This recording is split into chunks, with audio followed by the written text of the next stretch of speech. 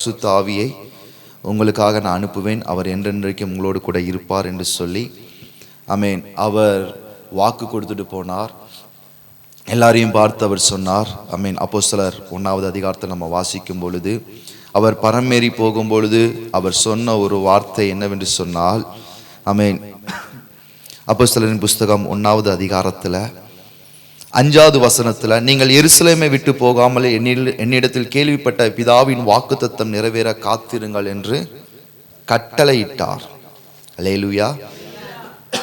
பிதாவின் வாக்குத்தத்தம் நிறைவேற காத்திருங்கள் என்று கட்டளையிட்டுட்டு அவர் சொல்லுகிறார், பரிசுத்த ஆவி உங்களிடத்தில் வரும்பொழுது நீங்கள் பலன் அடைந்து எருசலேமிலும் யூதேயா முழுவதிலும் சமாரியாவிலும் பூமியின் கடைசி பரியந்தமும் எனக்கு சாட்சிகளாய் இருப்பீர்கள் என்று சொல்லிவிட்டு போகிறார். ஆமென். ஸ்தோத்திரம். 1வது அதிகாரத்தில் இந்த வார்த்தையை சொல்லிவிட்டு அவர் பரத்துக்கு ஏறி போகிறார். அவர் பரத்துக்கு போன பொழுது சீசர்கள் எல்லாரும் என்ன செய்றாங்க அப்படின்னா, மேல் வீட்டு அறையில 120 பேர் என்ன செய்றாங்க, காத்து இருக்கிறார்கள்.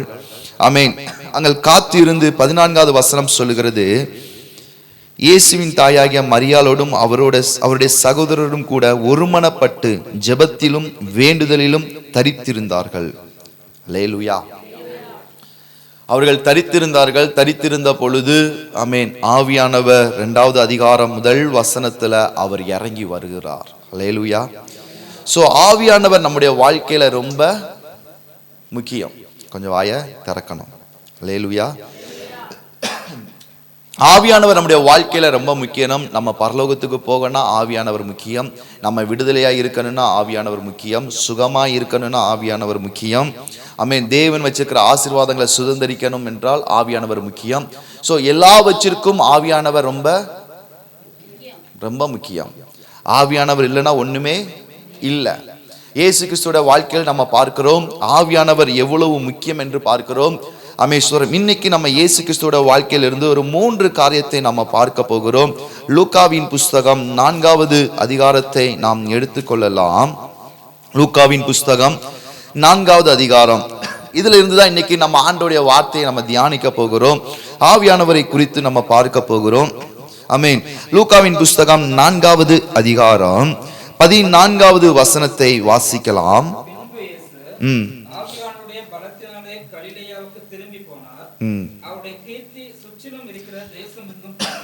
அல்லேலூயா. ஆவியானவருடைய பலத்தினால அவர் கலிலேயாவுக்கு திரும்பி போனார். அவருடைய கீர்த்தி தேசம் எங்கும் பரம்பிற்று.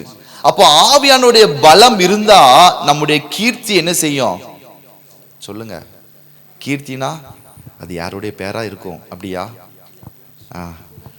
புகழ்ச்சி.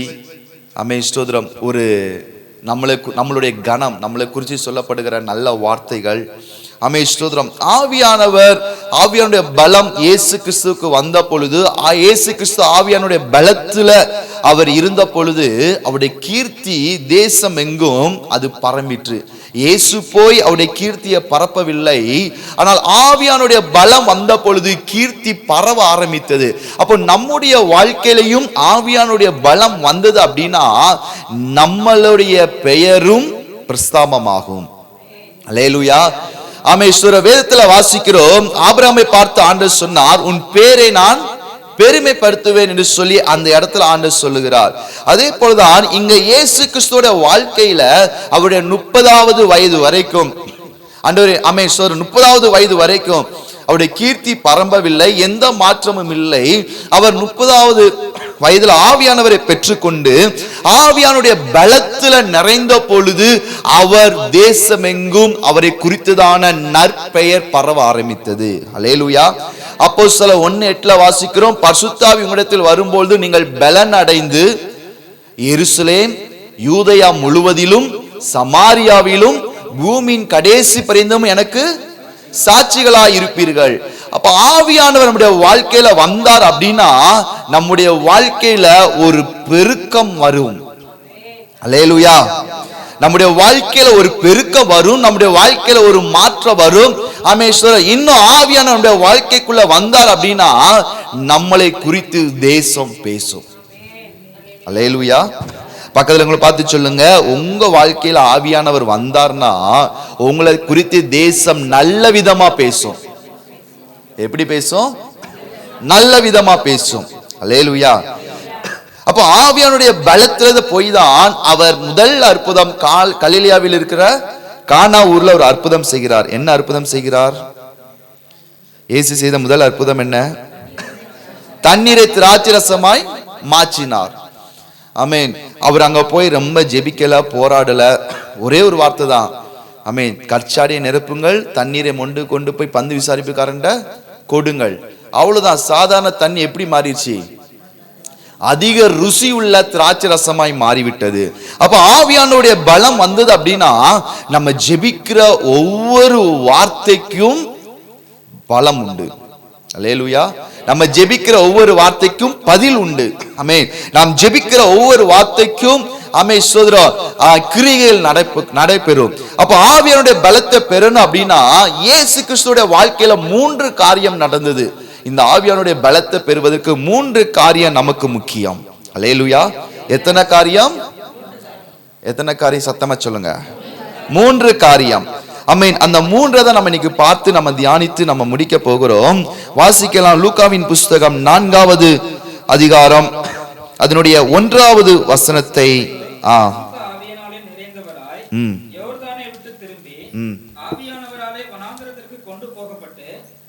போதும். அவர் என்ன செய்கிறார் அப்படின்னா, ஆமென், ஸ்தோத்திரம், ஆவியானவராலே வனாந்தரத்துக்கு கொண்டு போகப்பட்டு அப்படின்னு நம்ம லூக்கால வாசிக்கிறோம். மார்க்குல வாசிக்கும் பொழுது மார்க்குவின் புஸ்தகம் 1வது அதிகாரம் அதோடைய 12வது வசனத்தை வாசிக்கலாம். மார்க்கு 1. போதும். உடனே ஆவியானவர் அவரை வனாந்தரத்துக்கு போகும்படி ஏவினார். அல்லேலூயா. நல்லா கவனிங்க. அப்போ ஆவியானவர் நம்முடைய வாழ்க்கையில வந்த உடனே, இப்ப நம்ம ஆலயத்துக்குள்ள இருக்கிறோம், பரிசுத்த ஆவியானுடைய பிரசன்ஸ் நம்ம ஃபீல் பண்றோம், பரிசுத்த ஆவியானவரை பெற்றுக்கொண்டு நம்ம எல்லாம் சொல்லுவோம், நானும் பரிசுத்த ஆவியானவரை பெற்றிருக்கிறேன், அந்நிய பாஷையில பேசுறேன், ஓகே. ஆனால் இந்த ஆவியானுடைய பலத்துக்கு வந்தா மட்டும்தான் நம்மளால ஒரு ஜெயமுள்ள வாழ்க்கை வாழ முடியும். அல்லேலூயா. இப்போ ஒரு குழந்தை பிறக்குது, பிறந்த உடனே அதால நடக்க முடியாது. அது நடக்கிற வரைக்கும், பேசுற வரைக்கும் நமக்கு எப்படி இருக்கும் சொல்லுங்க? பயமா தான் இருக்கும். அப்படிதானே? நடக்கலனா, அல்லது ஐயோ விழுந்துருச்சு அப்படின்னா, அல்லது ஏதாச்சும் எடுத்து வாயில போட்டுருச்சு அப்படின்னா, இப்படி ஒவ்வொரு காரியத்தை குறித்தும் நமக்கு பயம் இருக்கும். ஆமென். நம்முடைய வாழ்க்கையில ஏன் நிறைய நேரத்துல நம்மளால ஒரு ஜெயமுள்ள வாழ்க்கை வாழ முடியல? நம்மளால ஏன் சில நேரங்களில் பிசாசை ஜெயிக்க முடியல? நம்மளால ஏன் சில சோதனைகளை ஜெயிக்க முடியல அப்படின்னா, நம்ம இன்னும் ஆவியானுடைய பலத்துக்குள்ள என்ன செய்யல, வரல. அல்லேலூயா. இப்ப இயேசு கிறிஸ்து ஆவியானவரை பெற்றுக்கொண்டார். ஆவியானவரை பெற்றுக்கொண்டா முதல் ஆவியானவர் சொல்ற முதல் வார்த்தை என்னன்னா, நீ வனாந்தரத்துக்கு, சொல்லுங்க, வனாந்தரத்துக்கு போ. வனாந்தரம்னா என்னன்னு கடந்த நாட்கள் நம்ம பிரசங்கம் கேட்டோம், ஞாபகம் இருக்குதா? சொல்லுங்க. வனாந்தரம்னா என்னது? தேவன் நம்மளோடு கூட பேசுகிற இடம். அல்லேலூயா. வனாந்தரம்னா என்னது? தேவன் நம்மளோடு கூட பேசுகிற இடம். இப்ப இயேசு கிறிஸ்து பரிசுத்த ஆவியானவரை பெற்ற உடனே இப்ப பரிசுத்த ஆவியானவர் வனாந்தரத்துக்கு போகும்படி ஏவுகிறார். ஆமென். அந்த வார்த்தைக்கு இவர் என்ன செய்கிறார் அப்படின்னா, ஆமென், கீழ்ப்படிந்து, ஆமென். முதலாவது நம்முடைய வாழ்க்கையில் ஆவியானுடைய பலத்தை நாம் பெற வேண்டும் என்று சொன்னால் நமக்கு கீழ்ப்படிதல் ரொம்ப முக்கியம். அல்லேலூயா.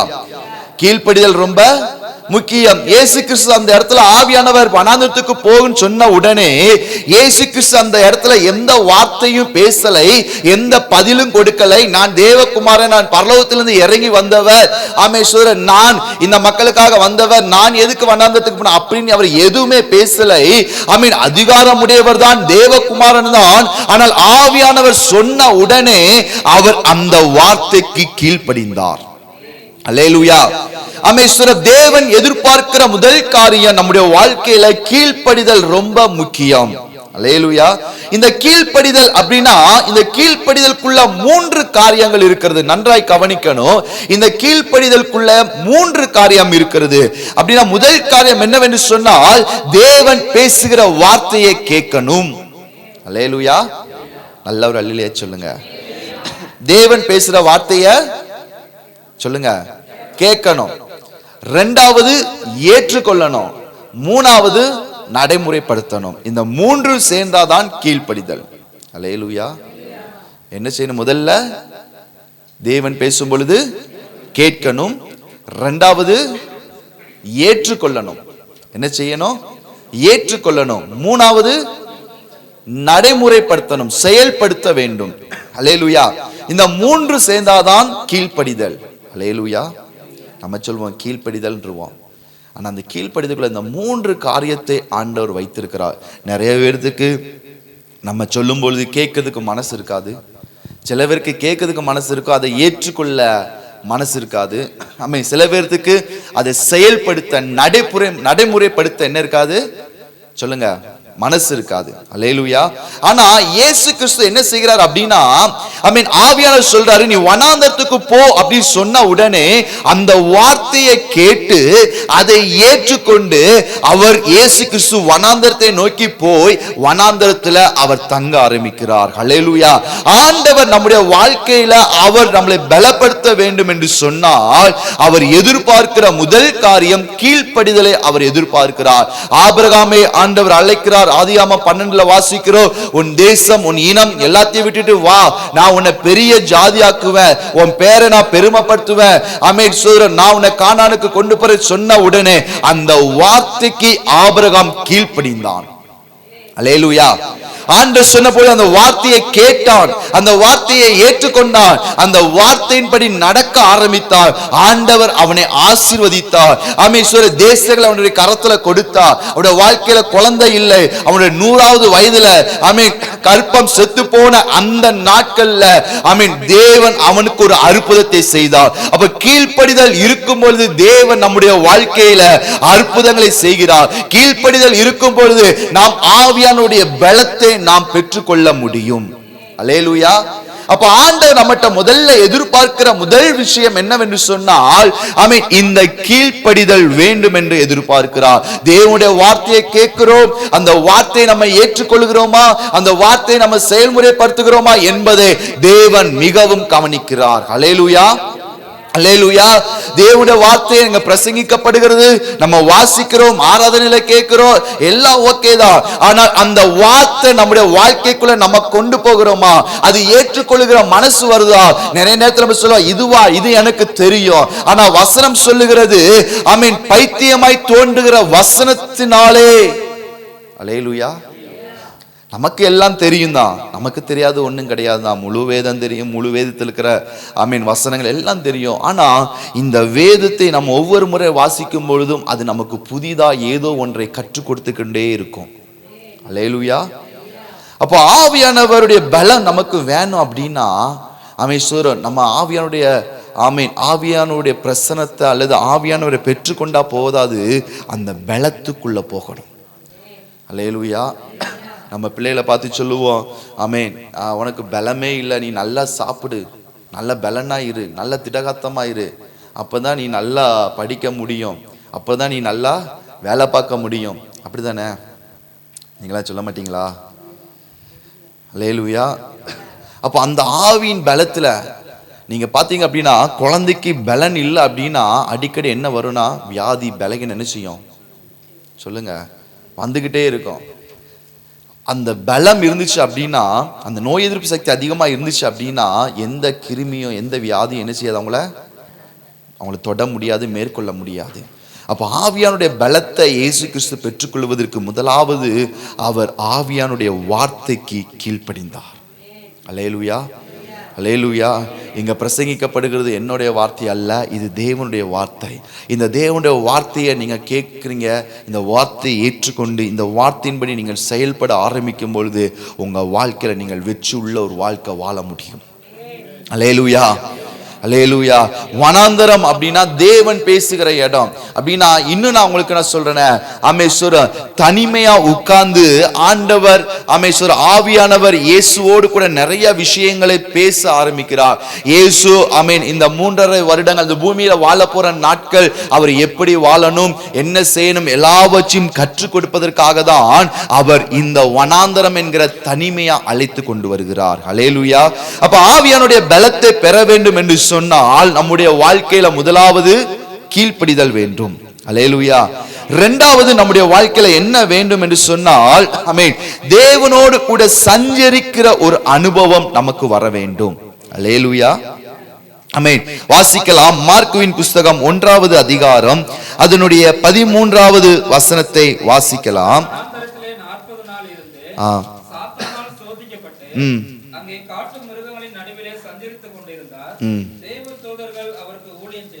அல்லேலூயா. ஆமென். ஸ்தோத்திரம். இங்கே மார்க்ல வாசிக்கிறோம் 1வது அதிகாரத்துல ஆமென் 13வது வசனத்துல அவர் சஞ்சரித்து கொண்டிருந்தார்.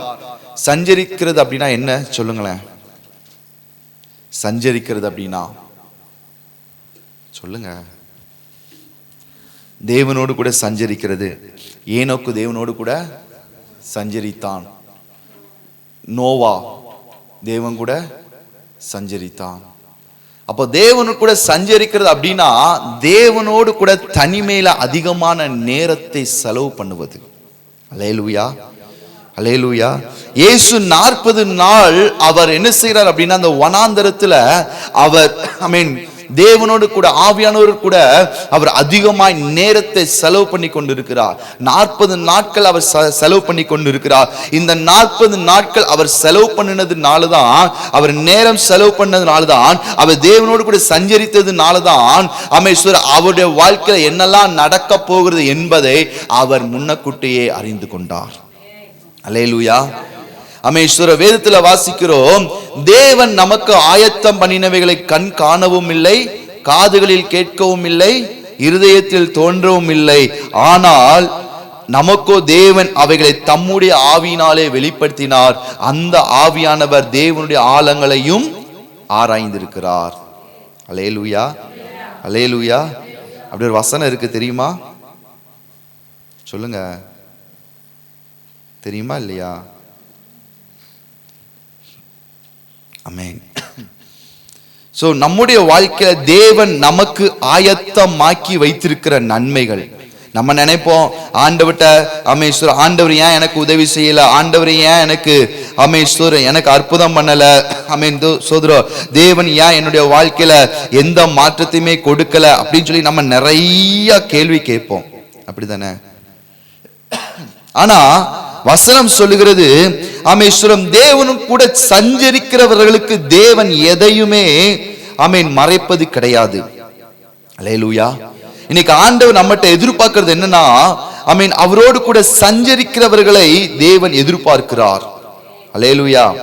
அவர் கூட என்ன செய்யணுமா? சஞ்சரிக்கணும். அவர் கூட நேரம் செலவு பண்ணணும். அவர் கூட நம்ம அதிகமா உட்கார்ந்து பேசணும் என்பதை அவர் எதிர்பார்க்கிறார். ஹல்லேலூயா. ஆமென். சோதரோ, தேவனிடத்துல நாம் சஞ்சரிக்கிறது என்று சொன்னால் என்ன? கடந்த நாட்களில் ஒரு சகோதரன் இப்படியாக என்னை கேட்டார், பாஸ்டர், ஆண்டவர்ட்ட போய் நம்ம எப்படி ஜெபிக்கிறது? ஆண்டவர்ட்ட நம்ம போய் பிரைஸ் பண்ணிக்கிட்டே இருக்கவா, அல்லது ஏதாச்சும் ஜெப குறிப்புக்கு ஜெபம் பண்ணிக்கிட்டே இருக்கவா, அல்லது ஆண்டவர்ட்ட எப்படி மணிக்கணக்கா உட்கார்றது? நான் போய் உட்கார்ந்தா 1/4 மணி நேரத்துக்கு மேல என்னால உட்கார முடியல. சோ 1/4 மணி நேரத்துக்கு மேல என்னால ஜெபிக்க முடியல. எப்படி தேவன் கிட்ட மணிக்கணக்கா சஞ்சரிப்பது, தேவன் கிட்ட எப்படி மணிக்கணக்கா நம்ம பேசுவது அப்படின்னு சொல்லி ஒரு கொஸ்டின் என்கிட்ட வச்சாங்க. அல்லேலூயா. அமேஸ்வரர், நம்ம நினைப்போம் என்னால மணிக்கணக்கா ஜெபிக்க முடியல, என்னால மணிக்கணக்கா ஆண்டவர் சமூகத்துல காத்திருக்க முடியல, என்னால மணிக்கணக்கா ஆண்டவர் கூட நேரம் செலவு பண்ண முடியல. ஆமென். எல்லாரும் சொல்றாங்க 1 மணி நேரம் ஜெபம் பண்ணு, 2 மணி நேரம் ஜெபம் பண்ணு, ஆமென், மணிக்கணக்கா ஜெபம் பண்ணு சொல்றாங்க. என்னால ஜெபிக்க முடியல. ஜெபிக்க முடியலங்கிறத விட ஜெபிக்க தெரியல. அல்லேலூயா. அப்படிதானே? ஜெபிக்க தெரிஞ்சா என்ன செஞ்சிருவோம்? உட்கார்ந்துருவோம். ஆமென். இந்த சஞ்சரிக்கிறது என்பது நம்முடைய வாழ்க்கையில ரொம்ப முக்கியம். இந்த பொறுமையை ஆண்டவர் அழகுபடுத்துவதற்கு முன்பதாக ஆவியானவர் ஜலத்தின் மேல் அசைவாடி கொண்டிருந்தார் என்று வசனம் சொல்லுகிறது. ஹீப்ரூல வாசிக்கும் பொழுது, மூல பாஷையில வாசிக்கும் பொழுது, ஒரு கோழி தன் முட்டையின் மேல எப்படி உட்கார்ந்து அதை அடக்காக்குமோ அதே போல இந்த பூமியை ஆவியானவர் அவர் அடைக்காத்து கொண்டிருந்தாராம். அல்லேலூயா, அல்லேலூயா.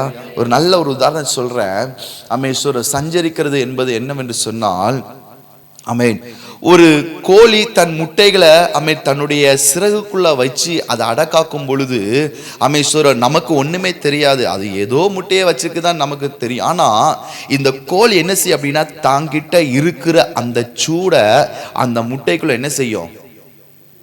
சொல்லுங்க, அந்த சூடை என்ன செய்ய அந்த முட்டைக்குள்ள கடத்தும். அப்படிதானே? நீங்களாம் பார்த்ததே இல்லையா? கிராமத்தில் இருந்துக்கிட்டு கொஞ்சம் வாயை திறங்க, அது என்ன செய்யும்? கடத்துமா கடத்தாதா? அந்த கோழி அடக்காக்காத முட்டை என்ன முட்டையா மாறிடும்? கூ முட்டையா மாறிடும். அல்லேலூயா. ஆனா அந்த கோழி அடக்காக்குற முட்டை அது என்ன முட்டையா மாறும் அப்படின்னா அது குஞ்சா மாறும். அதுல ஒரு உயிர் பிறக்க ஆரம்பிக்கும், அதுல மாற்ற வர ஆரம்பிக்கும். அல்லேலூயா. அதுவும் கோழியை போல மாற ஆரம்பிக்கும். அப்போ ஆவியானவரோடு கூட நம்ம சஞ்சரிக்கும் பொழுது, ஆண்டவரோடு கூட நம்ம சஞ்சரிக்கும் பொழுது நம்ம வாழ்க்கை எப்படி மாறும் அப்படின்னா அமேஸ்வர ஒரு புது சிருஷ்டியாய், புது மனுஷனாய், அமேஸ்வர புது அதிகாரம் உடையவர்களாய், புது கிருபை உடையவர்களாய், வரங்களை உடையவர்களாய் நம்ம தேவனை போல மாற ஆரம்பிப்போம். அல்லேலூயா. அமேஸ்வர சஞ்சரிக்கும் பொழுது, நாம் தேவனோடு கூட சஞ்சரிக்கும் பொழுது, அமேஸ்வரம் நாம் தேவனோடு கூட நேர செலவு பண்ணும் பொழுது நம்ம எப்படி மாறுகிறோம் அப்படின்னா ஒன்னுத்துக்கும் பயன்படாத நம்ம அமேஸ்வரம் அநேகருக்கு பயன்படுகிறவர்களாய், பிரயோஜனம் உள்ளவர்களாய், ஆசீர்வாதம் உள்ளவர்களாய் தேவன் நம்மளை மாற்றுவார். ஏதோ ஆலயத்துக்கு வந்தோம், ஜெபிச்சோம், போனோம், அதுவல்ல நம்முடைய வாழ்க்கையை மாற்றுவது. நம்ம தேவனோடு கூட எவ்வளவு நேரம் டைம் ஸ்பெண்ட் பண்றோம், நம்ம எவ்வளவு நேரம் தேவனுடைய சமூகத்துல காத்து இருக்கிறோம், அந்த காத்திருப்பு தான் நம்மளை ஒரு புது மனுஷனாய், ஒரு பலம் உள்ளவனாய் மாற்றும். அல்லேலூயா. நம்முடைய வாழ்க்கை நீங்க வேதத்துல வாசிச்சீங்க அப்படின்னா ஒரு வார்த்தை ரொம்ப சொல்லப்பட்டிருக்கிறது. அப்போஸ்தலர் 1 வாசிக்கும் போது ஆண்டவர் சொல்றாரு, நீங்கள் எருசலேம்ல என்ன செய்யுங்க அப்படின்னா காத்திருங்கள் என்று சொல்லுகிறார். அப்போஸ்தலர் 1 வாசிக்கிறோம். ஆமென். அப்போஸ்தலர் 1வது அதிகாரத்துல 5வது வசனத்துல பாருங்க.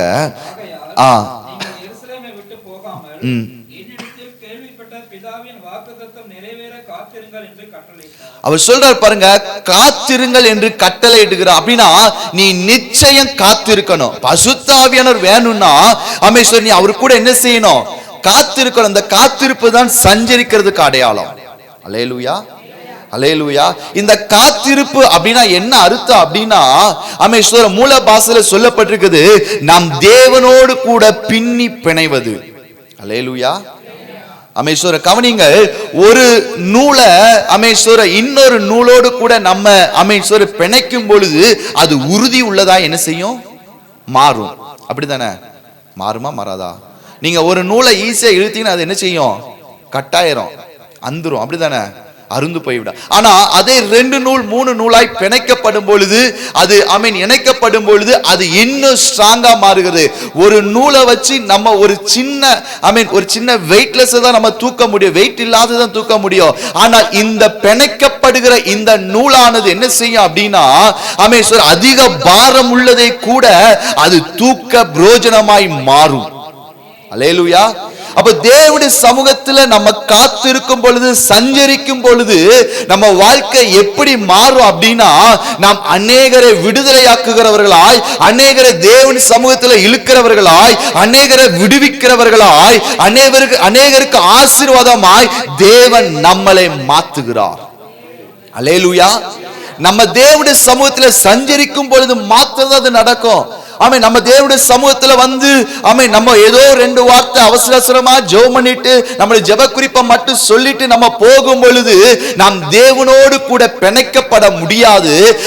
தேவனும் நம்மளும் நேரம் செலவு பண்ணி பேசும் பொழுதுதான் தேவனும் நம்மளும் பிணைக்கப்படுகிறோம்.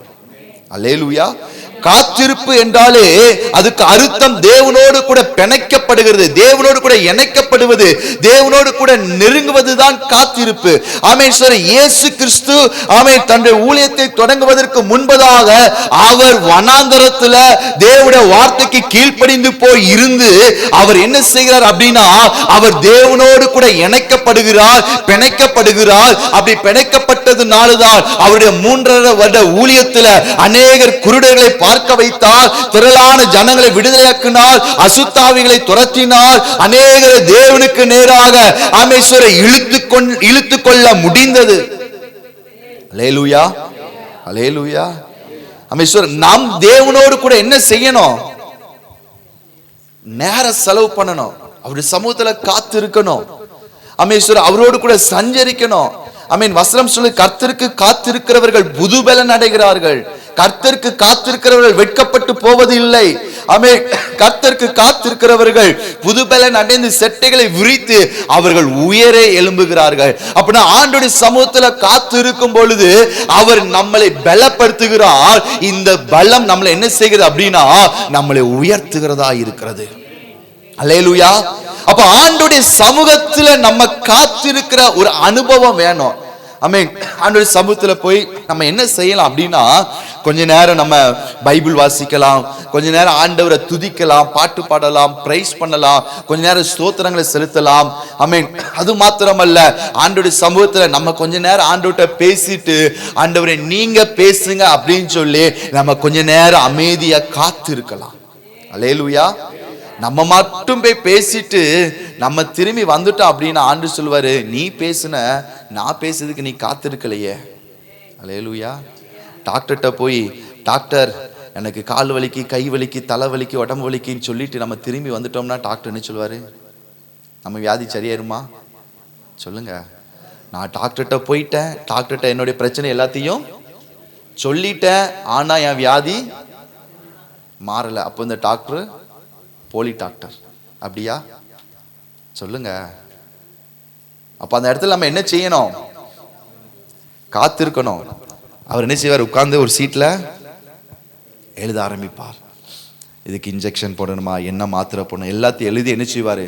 அவரே வச்சுக்கிட்டு வாரா? நம்மகிட்ட என்ன செய்வாரு? சொல்லுங்க. நம்மகிட்ட என்ன செய்வாரு? தருவார். சோ அந்த நேரத்துல என்னால காத்திருக்க முடியாது, எனக்கு இவ்வளவு நேரம் என்னால இருக்க முடியாது அப்படின்னு சொன்னா யாருக்கு தான் நஷ்டம்? நமக்கு தான் நஷ்டம். அப்படிதானே?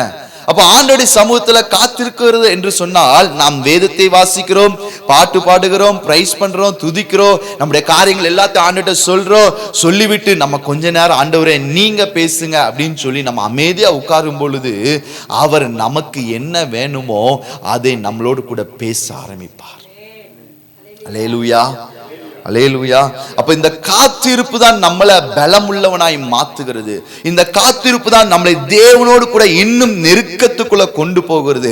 இந்த காத்திருப்பு தான் நம்மளை ஒரு ஜெயமுள்ள வாழ்க்கை வாழ வைக்கும். அல்லேலூயா. அப்ப ஆவியானுடைய பலத்தை பெறணும் என்று சொன்னால் முதலாவது என்ன வேணும்? கீழ்ப்படிதல் வேணும். கீழ்ப்படிதல்னா என்ன? சொல்லுங்க. 3 காரியம் பார்த்தோம். கீழ்ப்படிதல் என்னது? வார்த்தைய கேட்கணும், ஏற்றுக்கொள்ளணும், செயல்படுத்தணும். அல்லேலூயா. ஆமென். இரண்டாவது நம்முடைய வாழ்க்கையில என்ன வேணும்? ஆவியானுடைய பலம் நமக்கு வேணும்னா என்ன வேணும்? தேவனோடு கூட சஞ்சரிக்கணும். சஞ்சரிக்கணும் அப்படின்னா என்னன்னா காத்திருக்கணும், தேவனுடைய சமூகத்துல காத்திருக்கணும். ஆமென். இயேசு 40 நாள் காத்திருந்தார். ஆமென். சீசர்கள் அப்போஸ்தலர் வாசிக்கிறாங்க 10 நாட்கள் காத்திருந்தாங்க. அப்போ ஆண்டவருடைய சமூகத்துல நம்ம காத்து இருக்கும் பொழுது நம்ம பலன் அடைகிறோம். அல்லேலூயா. தேவனோடு கூட நம்ம எவ்வளவு காத்திருக்கிறோமோ அவ்வளவு நம்ம பலன் அடைகிறோம். தேவனோடு காத்திருக்கும் பொழுது நம்ம உயர்த்தப்படுகிறோம். தேவனோடு கூட காத்திருக்கும் பொழுது நம்ம அற்புதங்களை பெறுகிறோம். தேவனோடு கூட காத்திருக்கும் பொழுது நம்ம ரகசியங்களை அறிந்து கொள்ள முடியும். ஆமென். ஸ்தோத்திரம். மூணாவது நம்முடைய வாழ்க்கையில என்ன தேவை அப்படின்னா ஆமென் ஸ்தோத்திரம், நம்முடைய வாழ்க்கையில வருகிற ஆமென் சோதனைகளை நாம் ஜெயிக்க வேண்டும். அல்லேலூயா.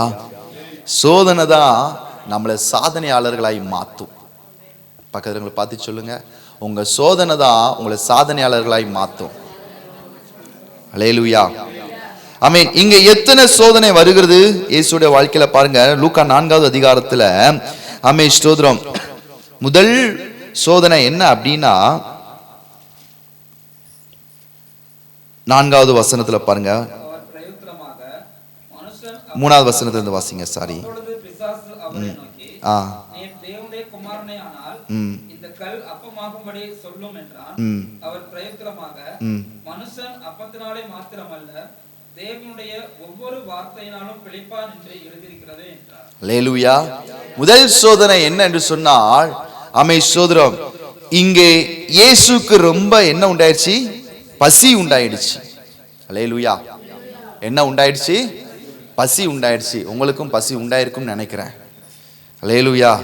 பசி உண்டான உடனே இப்ப சோதனைக்காரன் வந்து சொல்றான், இப்போ உனக்கு பசி உண்டாயிருச்சு, இப்போ உனக்கு ஒரு தேவை இருக்குது, நீ ஆண்டவர்கிட்ட போய் என்ன செய்? கேளு. அல்லேலூயா. நீ என்ன செய்ய, நீ இப்போ ரொம்ப பசியா இருக்கிற, இந்த கல் அப்பமாக்கி நீ சாப்பிடு, நீ தேவகுமாரன் அவன் சொல்றான். அப்படின்னா பிசாசோட தந்திரத்தை பாருங்க. என்னன்னா நம்முடைய தேவைக்காக மாத்திர ஆண்டவர்கிட்ட போய் நிற்க வைப்பான். ஹல்லேலூயா. அது ஒரு சோதனை. தேவைக்காக மட்டும். அப்படித்தானே? நீங்க என்னை பார்க்கறத பார்த்தா வித்தியாசமா இருக்கு. வசனம் அப்படித்தானே சொல்லுது. 2வது வசனத்துல பாருங்க, அவருக்கு பசி உண்டாயிருச்சு. 3வது வசனத்துல வந்து கரெக்டா பிசாசு சொல்றான், நீ பசியா இருக்க, இந்த கள்ளத்துல என்ன செய், கல்ல என்ன செய், அப்பமாகும்படி செய் அப்படிங்கிறான். அப்போ பாருங்க சோதனை என்னன்னா, பிசாசு சொல்லுவான், உன் தேவைக்காக மட்டும் ஆண்டவர்கிட்ட போ. உனக்கு இப்போ ரொம்ப தேவை இருக்கலாம், நீ ஆண்டவர்கிட்ட கேளு, ஆண்டவரே நீ என் தேவையை சரி பண்ணுங்க. எத்தனை பேர்த்துக்கு செஞ்சிருக்கீங்க, எனக்கும் செய்யுங்க. நம்மள தேவைக்காக மட்டும் ஆண்டவர்கிட்ட போக வைக்கிறது. தேவைக்காக யாராவது வந்து நம்மகிட்ட பழகுனா நமக்கு பிடிக்குமா? சொல்லுங்க சொல்லுங்க. ஏதோ அவங்களுக்கு ஏதோ தேவைப்படுது, அந்த தேவைக்காக மட்டும் உங்கள்கிட்ட வந்து பேசுறாங்க. இந்த தேவை மட்டும் நேரம், அந்த தேவை சந்திக்கப்பட்ட உடனே போயிடுதாங்க. அடுத்து தேவை சந்திக்கப்படும் பொழுது வர்றாங்க அப்படின்னா, தேவைப்படும் பொழுது வர்றாங்க அப்படின்னா நம்ம என்ன செய்வோம்? அவங்க வந்தாலே கதவை என்ன செய்வோம்? பூட்டிடுவோம். அவங்க வந்தா சொல்லிடுவோம், ஃபோன் அடிச்சா சொல்லிடுவோம், நாங்கள் இங்கே லோக்கல் இல்லை, நான் வெளியூரில் இருக்கிறேன். ஹல்லேலூயா. அப்படியே நம்மளை பார்த்தா நம்ம சொல்லுவோம், நானே எம்டியாக இருக்கேன். அப்படிதானே? பிசாசு பாருங்க, அவனுடைய தந்திரம் என்னன்னா, நம்முடைய தேவைக்காக மட்டும் ஆண்டவர்கிட்ட போய் நிற்க வைப்பான். அந்த தேவை நடக்கலைன்னா அவன் நம்மகிட்ட சொல்லுவான், பத்தியா எல்லாத்துக்கும் செய்யறாரு, உனக்கு செய்யலை, நீ போய் ஜெபம் பண்ணி என்ன நடக்க போகுது? ஹல்லேலூயா. பிசாசு சொல்லுவான், தந்திரமா சொல்லுவான், நீ ஆண்டவர்கிட்ட போய் ஜெபிச்சு ஒன்றும் நடக்கலையா, நீ கேட்டு ஒன்றும் நடக்கலையா, அற்புதம் நடக்கலையே, நீ ஏன் இன்னும் ஜெபிக்கணும், நீ எதுக்கு காத்திருக்கணும், நீ காத்திருந்ததெல்லாம் போதும், இனி நீ காத்திருக்காத, இனி நீ ஜெபம் பண்ணாத, இனி தேவனுடைய வார்த்தைக்கு கீழ்ப்படியாத, நீ ஆண்டோடைய வார்த்தையை ஏற்றுக்கொள்ளாத, கடமைக்காக போயிட்டு கடமைக்காக வா. இது பிசாசு கொண்டு வர்ற ஒரு சோதனை. ஹல்லேலூயா. சொல்லுங்க, சத்தமா சொல்லுங்க, ஆமாவா இல்லையா? அவன் சொல்லுவான், நீ ஜெபம் பண்ணி ஒன்றும் நடக்கலையே, அப்படித்தானே? ஆனா இது நமக்கு ஒரு சோதனை. 2வது சோதனையை பாருங்க, அவன் என்ன செய்யறான் பாருங்க. 5வது வசனத்தை வாசிங்க. உயர்ந்த மலையின் மேல் கொண்டு போய் உலகத்தின் சகல ராஜ்யங்களையும் ஒரு நிமிஷத்திலே அவருக்கு காண்பித்து, இவைகள் எல்லாவற்றின் மேலும் உள்ள அதிகாரத்தையும் இவைகளின் மகிமையையும் உமக்கு தருவேன். இவைகள் எனக்கு ஒப்பு கொடுக்கப்பட்டிருக்கிறது. எனக்கு இஷ்டமானவனுக்கு இவைகளை கொடுக்கிறேன். நீர் என்னை பணிந்து கொண்டால் எல்லாம் உம்முடையதாகும் என்று சொன்னார். ஹல்லேலூயா. 2வது சோதனை என்ன பாருங்க, ஒரு நிமிஷத்துல உலகத்துல இருக்கிற எல்லா ராஜ்யங்களையும் எல்லா தேசத்தையும் காட்டி அவன் சொல்றான், நீ என்ன பணிந்து கொண்ட இதெல்லாம் உனக்கு சொல்லுங்க தருவேன் அப்படின்னா, அந்த உலக ராஜ்யங்கள்லாம் காட்டிட்டு, உலக ராஜ்யத்தை காட்டுறான். என்ன காட்டுறான் அப்படின்னா, ஸ்தோத்திரம், எனக்கு ஒரு சம்பவம் ஞாபகம் வருது, வேதத்தில் இருக்குது. எசேக்கியா ராஜா வியாதிப்பட்டு மரிக்க போகிற சூழ்நிலையில் என்ன நடக்கும் அப்படின்னா, அவன் ஆண்டுகிட்ட போய் ஜெபம் பண்ணுவான். ஏசியா தீர்க்கதரிசி வந்து சொல்லிடுவான், என்ன சொல்லுவான் அப்படின்னா, நீ செத்து போயிடுவான், உன் காரியத்தை ஒழுங்குபடுத்துன்னு சொல்லிடுவான். இந்த வார்த்தையை கேட்ட உடனே எசேக்கியா ராஜா சுவர் பக்கமாய் திரும்பி அவன் என்ன செய்வான் அப்படின்னா, ஆண்டுகிட்ட அழுவான், நான் எவ்வளோ உத்தமமாக நடந்தேன் அப்படின்னு சொல்லி அழுத உடனே ஆண்டவன் ஜெபத்தை கேட்டுட்டு சொல்வார். என்ன சொல்வார் அப்படின்னா, நான் உன் விண்ணப்பத்தை கேட்டேன், உன் கண்ணீரை கண்டேன், உனக்கு ஆயுசு நாட்களில் 15 வருஷத்தை கூட்டி சொல்லுங்க கூட்டி தர்றேன் அப்படின்னு சொல்லி ஆண்டவர் சொல்லிடுவார். இவன் சுகமானதை கேள்விப்பட்ட உடனே பாபிலோன் தேசத்துல இருந்து இவனை பார்ப்பதற்கு வருவாங்க. இவன் பார்க்க வந்த உடனே என்ன நடக்கும் அப்படின்னா, இவன் எல்லாத்தையும் கூட்டிட்டு போய் இவன் அரண்மனையில் இருக்கிற எல்லாத்தையும் காட்டுவான். அரண்மனையில் இருக்கிற எல்லாத்தையும் காட்டுவான். அரண்மனையில இருக்கிற பொக்கிஷங்களை காட்டுவான். இங்க இருக்க அரண்மனை எல்லாத்தையும் சுத்தி காட்டுவான். இப்ப இத பார்த்த உடனே என்ன நடக்கும் அப்படின்னா, சோதரோ, இத பார்த்த உடனே என்ன நடக்கும் அப்படின்னா, இப்போ ஆண்டவருக்கு கோபம் வந்துடும். ஆண்டவருக்கு என்ன வந்துடும்? கோபம் வந்துடும்.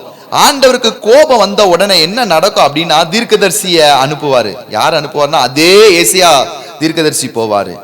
இப்ப ஏசியா தீர்க்கதரிசி போன உடனே அவன் கேட்பான், இந்த மாதிரி பாபிலோன்ல இருந்து ஒருத்தன் வந்தானா அப்படின்னு கேட்பான்.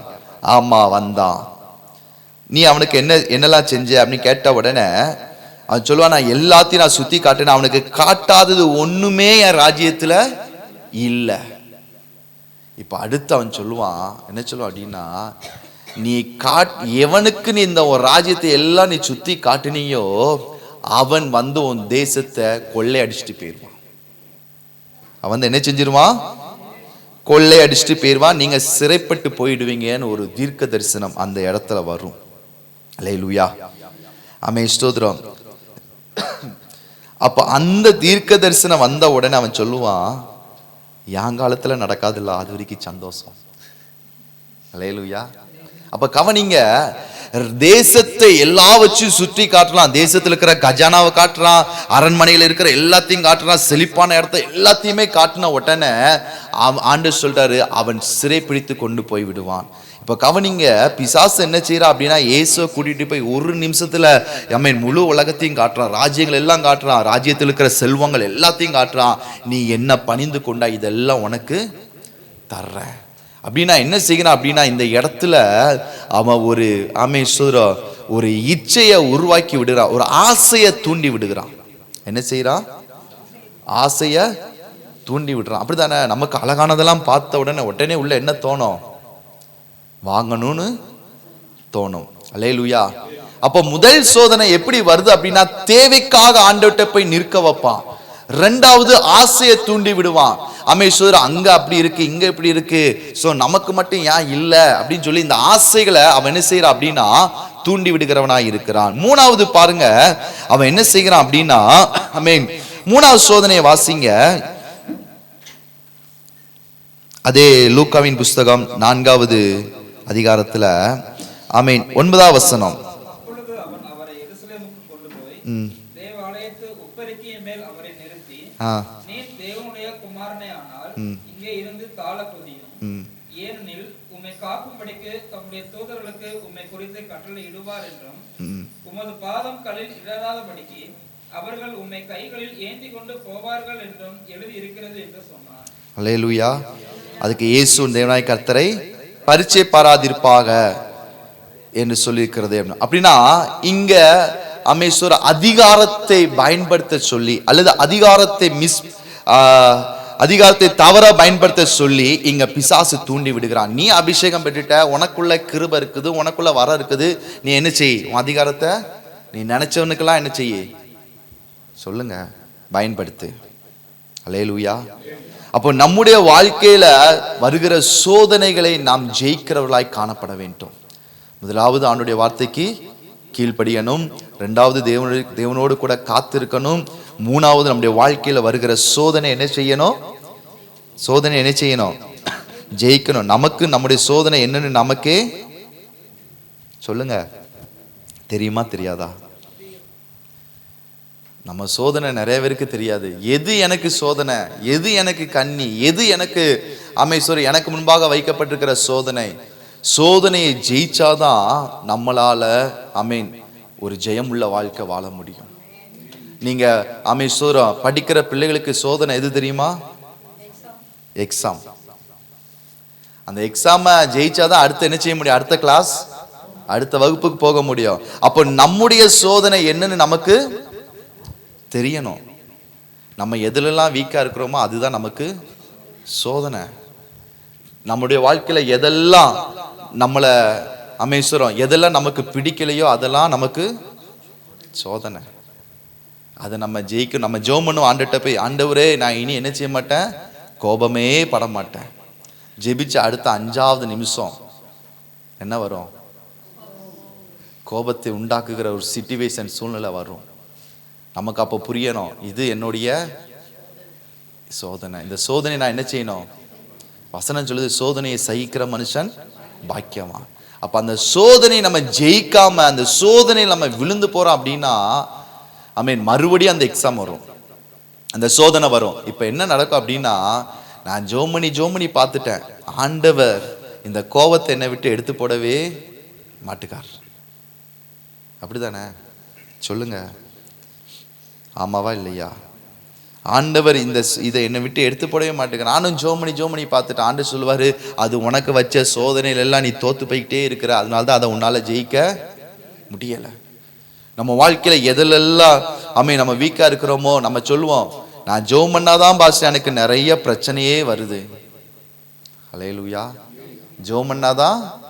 இயேசு 40 நாள் ஜெபம் பண்ணாரு, அவருக்கு தான் என்ன வந்துச்சு? சோதனை வந்துச்சு. 40 நாள் உபவாசம் பண்ணி ஜெபம் பண்ணாரு, சோதனைக்காரன் வந்து சோதிக்கிறான். அப்போ நம்ம வாழ்க்கையில கவனிங்க, நம்முடைய வாழ்க்கையில வருகிற பிரச்சனைகள் நாம் ஜெயிப்பதற்காக தான் அது நம்முடைய வாழ்க்கைக்குள்ள வருகிறது. நாம் எதை ஜெயிக்கிறோமோ அப்பொழுதுதான் அதில் அகப்பட்டு இருக்கிறவர்களை நம்மளால ஜெயிக்க வைக்க முடியும். அல்லேலூயா. கோபத்தை நம்மளால ஜெயிக்க முடியல அப்படின்னா, கோபத்துக்குள்ள எரிச்சலின் ஆவிகளுக்குள்ள இருக்கிறவர்களை நம்மளால ஜெயிக்க வைக்க முடியாது. அல்லேலூயா. டாக்டர்ஸை பார்த்தீங்க அப்படின்னா அவங்க டைரக்டா வந்து நம்மகிட்ட என்ன செய்ய மாட்டாங்க அப்படின்னா, நமக்கு ஆப்ரேஷன் பண்ண மாட்டாங்க. ஆப்ரேஷன் பண்ணதுக்கு முன்னாடி ஏற்கனவே என்ன செய்வாங்க, அவங்க படிக்கிற இடத்துல லேப்ல வச்சு என்ன செய்வாங்க, அதெல்லாம் டெஸ்ட் பண்ணி அதெல்லாம் பார்த்துட்டு அங்கே ஒருத்தர் சொல்லி கொடுப்பாரு, இந்த உறுப்பை இப்படி தான் கட் பண்ணணும், இப்படி தான் இதுக்கு ஆப்ரேஷன் பண்ணணும், எல்லாம் சொல்லி கொடுத்து அதில் எக்ஸாம் வச்சு அந்த எக்ஸாமை ஜெயிச்சதுக்கு அப்புறம் தான் ஹாஸ்பிட்டலுக்கு வர்றாங்க.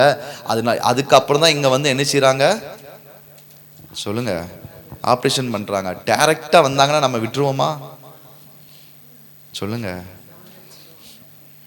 நம்ம ஜெயிக்காம மற்றவங்களை ஜெயிக்க வைக்க முடியாது. அல்லேலூயா. இதுக்கு அர்த்தம் வசனம் சொல்லுது பாருங்க, 13வது வசனம், பிசாசானவன் சோதனை எல்லாம். அப்ப சோதனை முடியல அப்படின்னா பிசாசு என்ன செய்ய மாட்டான், நம்மளை விட்டு போக மாட்டான். அப்ப சோதனையை ஜெயிக்கணும்னா நம்ம என்ன செய்யணும், காத்திருக்கணும், கீழ்ப்படியணும். சோதனை கீழ்ப்படிந்து காத்து இருக்கும் பொழுது சோதனை என்னன்னு நமக்கு தெரியும். அந்த சோதனையை ஜெயிக்கும் பொழுது இந்த பிசாசானவன் நம்மளை விட்டு விலகி போயிடுவான். அல்லேலூயா. அடுத்த வசனம் சொல்லுது, ஆவியானுடைய பலத்தினாலே அவர் கலிலேயாவுக்கு திரும்பி வந்தார். அல்லேலூயா. அப்ப ஆண்டவர் நம்முடைய வாழ்க்கையில எதிர்பார்க்கிறது என்ன தெரியுமா, நாம் சோதனையை ஜெயிக்கணும்னு எதிர்பார்க்கிறார், பிசாசை ஜெயிக்கணும்னு எதிர்பார்க்கிறார். ஆண்டு எதிர்பார்க்க நம்ம அவரோடு கூட காத்திருக்கணும்னு எதிர்பார்க்கிறார். ஆண்டு எதிர்பார்க்கிற அவருடைய வார்த்தைக்கு கீழ்ப்படியும் எதிர்பார்க்கிறார். கவனிங்க, அவருடைய வார்த்தைக்கு கீழ்ப்படியும் பொழுது நம்ம கீழ்ப்படிந்த ஆண்டவர் சமூகத்தில் காத்திருக்கும் பொழுது நமக்கு எதிராய் வருகிற பிசாசின் கிரியைகளையும் தந்திரங்களையும் நம்மளால எளிதாய் ஜெயிக்க முடியும். அல்லேலூயா. அல்லேலூயா. இன்னைக்கு ஆண்டவர் நம்மகிட்ட அதுதான் எதிர்பார்க்கிறார். இயேசு கிறிஸ்து தான், அவர் தேவனுடைய குமாரன் தான், அவர் பரலோகத்தை விட்டு இறங்கி வந்தவர் தான். ஆனாலும் ஆவியானுடைய வார்த்தைக்கு அவர் கீழ்ப்படிந்தார். ஒண்ணு சொல்லிட்டு நம்ம ஜெபிக்க போகிறோம். ஆவியானவர் பேசுவதை நாம் கேட்க வேண்டும். ஆண்டவர் பேசுவதை நம்ம கேட்க வேண்டும். பிரசங்கத்தில் வருகிற வார்த்தையை நம்ம கேட்க வேண்டும். இந்த வார்த்தைக்கு கீழ்ப்படிய வேண்டும். இந்த வார்த்தை கீழ்ப்படி இந்த வார்த்தையை வச்சு நம்ம ஜெபிக்க வேண்டும். அப்படி ஜெபிக்கும்போது தான் நம்முடைய வாழ்க்கையில் இருக்கிற சோதனைகளை நாம் ஜெயித்து நாம் சாதனையாளர்களாய் மாற முடியும். அல்லேலூயா. அல்லேலூயா. சோதனையை ஜெயித்தாதான் நம்ம சாதிக்க முடியும். நம்முடைய பரீட்சையை ஜெயிச்சாதான் நம்ம அடுத்த கிளாஸ் போக முடியும். கடந்த நாட்களில் 10th பிள்ளைங்க, நம்முடைய சபை சேர்ந்த பிள்ளைங்க நல்லா ஸ்கோர் பண்ண ஆண்டவர் உதவி செஞ்சிருக்கிறார். சோதனை நல்லா ஸ்கூலில் செகண்ட் ரேங்க் எடுக்க ஆண்டவர் நல்ல கிருபை செஞ்சிருக்கிறார். இப்போ அப்படி நல்லா ஸ்கோர் பண்ண போய் தான் அடுத்த ஒரு கிளாஸில் அவங்க விரும்புகிற குரூப்பு என்ன செய்ய முடியும், போக முடியும். அப்போ சோதனையை ஜெயிக்காம ஆண்டவர் எனக்கு இது வேணும் அது வேணும்னு கேட்டால் ஆண்டவர் என்ன செய்ய மாட்டாரு. ஆண்டவர் சொல்ல போய் உன் சோதனையை ஜெயிச்சுட்டு வா. அல்லேலூயா. அப்படியே இருக்கிற இடங்கள்ல அப்படியே நம்ம எல்லாம் எழும்பி நிற்கலாம். இன்னைக்கு ஆண்டவர் எதிர்பார்க்கறது என்னன்னா, நம்ம வாழ்க்கையில் இருக்கிற சோதனையை நம்ம